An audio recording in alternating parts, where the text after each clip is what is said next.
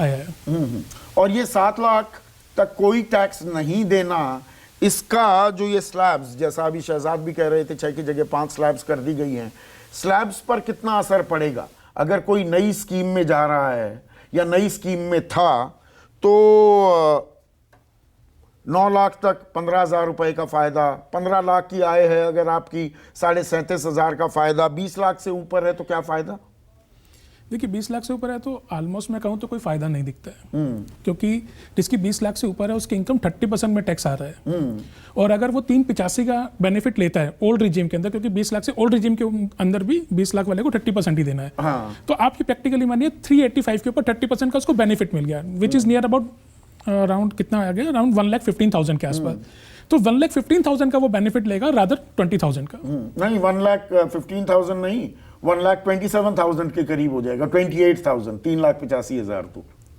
अच्छा हाँ, 3 लाख 4 लाख हो गया, ठीक है। नहीं 4 लाख का 30% हुआ ना, 120 होता है। हाँ, तो वो 385 का है तो ऑलमोस्ट 1,27,000 के हाँ, आसपास। मैं वही फिगर कह रहा था। तो 1,27,000 के आसपास अगर उसको आता है तो वो एग्जेम्पशन वो पुराने रिजिम में जाके लेगा, ना कि नए रिजिम में जाके। एक और जो बात कही, सरचार्ज जो था, और खास जिनकी आमदनी ज्यादा है, जिनकी बहुत ज्यादा आय थी, 50 लाख है, 1 करोड़। 50 लाख 1 करोड़, तो 37% से घटाकर वो सरचार्ज 25% कर दिया।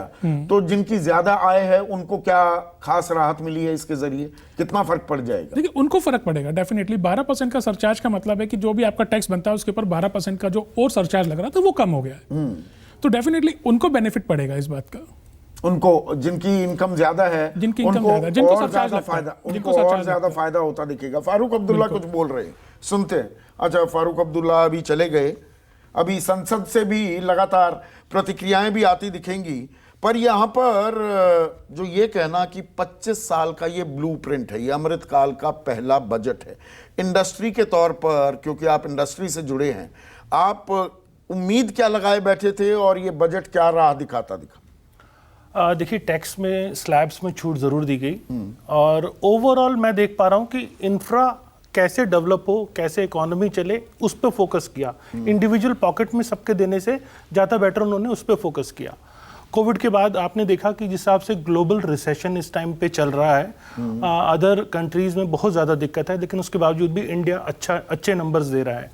तो इन्होंने कैपिटल इन्वेस्टमेंट का जो आउटले है उसको 33% इंक्रीज करके 10 लाख करोड़ रुपीस किया गया।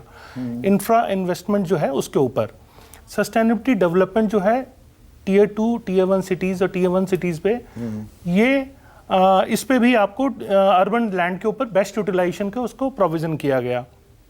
नेशनल हाउसिंग बैंक को अर्बन इंफ्रा फंड मैनेज करने का काम दिया गया।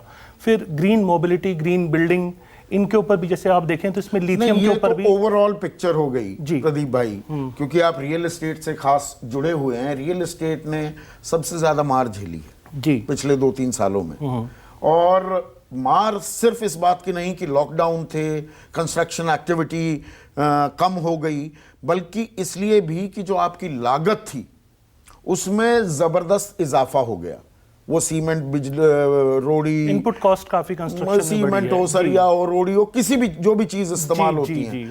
आपने फर्ज करो 50 लाख रुपए में मुझे कमिट कर दिया कि आप फ्लैट बना के दोगे 50 लाख रुपए में, तो आपकी गणित ये होता था कि भाई 40 लाख रुपए मेरी लागत आएगी, 10 लाख रुपए का मेरे को प्रॉफिट हो गया, तो यू आर इन बिजनेस, मेरे लिए भी अच्छी डील। पर वही फ्लैट की लागत ही अब 55 लाख की हो गई, कमिट आपने 50 में कर रखा है, तो कहीं इस बजट में आपके लिए वो संजीवनी आपको मिलती दिखाई दी? देखिए यहाँ पर रेंटल हाउसिंग की हर बार बजट में बात होती रही, लेकिन रेंटल हाउसिंग को लेकर इस पे कुछ नहीं किया गया। ये एक्सपेक्टेशन थी कि सेकंड होम पर कुछ वर्क किया जाए या डेवलपर्स रेंटल हाउसिंग को बनाए, क्योंकि ऐसे बहुत सारे लोग हैं जिनके पास रहने का घर नहीं है, उनके लिए डेवलपर्स रेंटल हाउसिंग डेवलप करें। उसके ऊपर इंसेंटिव्स डेवलपर को भी दिए जाने थे, जो कि इस बजट में नदारद रहे। फिर कैपिटल गेन पे भी एक्सपेक्टेशन थी कि उसके टैक्स को कुछ कम किया जाए, जिससे लोग इन्वेस्टमेंट करेंगे। देखिए इन्वेस्टमेंट जब होती है तो रियल एस्टेट पे बहुत सारी इंडस्ट्रीज डिपेंड है, सब चलती है, सब लोगों के पास टैक्स कैसे जुड़ जाता है। आप इनकम टैक्स के एक्सपर्ट नहीं हैं।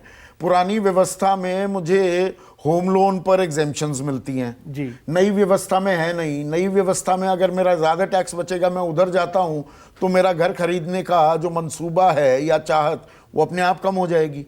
क्योंकि मुझे एग्जेम्पशन नहीं मिल रही। जी देखिए, कोविड के बाद में एक चीज़ मैंने नोटिस की है, बहुत माइन्यूटली आपसे डिस्कस करता हूँ मैं उसको, कि लोगों का जो रुझान है वो एमिनिटीज़ की तरफ बढ़ा है। अब लोग घर खरीदारी की तरफ बढ़ रहे हैं।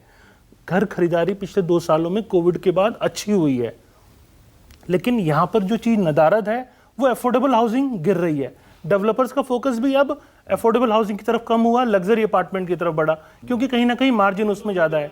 और लैंड की अवेलेबिलिटी जो अफोर्डेबल हाउसिंग में है वो थोड़ी सी कम हुई है, क्योंकि लैंड के रेट काफ़ी ऊपर गए हैं, इनपुट कॉस्ट काफ़ी ऊपर गई है, और इवन इंटरेस्ट रेट भी काफ़ी ऊपर गए हैं। नमस्कार, मैं हूं मानक गुप्ता। अगर आपको हमारा ये वीडियो पसंद आया हो तो इसे लाइक और शेयर जरूर करें, और हाँ, हमें सब्सक्राइब और फॉलो करना ना भूलें, ताकि आप देश और दुनिया की कोई खबर मिस ना करें। तो जुड़े रहिए हमारे साथ और देखते रहिए News 24।